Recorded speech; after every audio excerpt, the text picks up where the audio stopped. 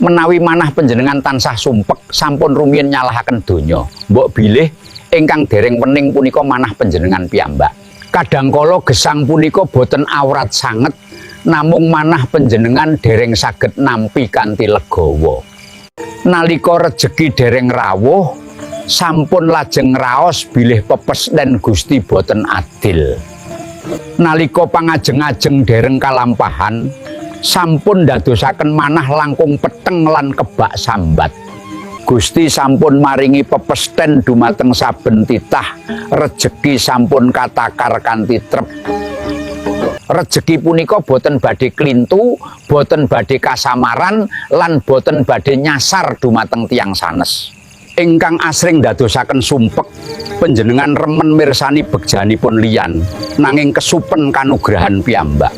Sampun ngukur gesang panjenengan kalian ukuranipun tiyang sanes, awit punika namung nuwuhaken raos meri.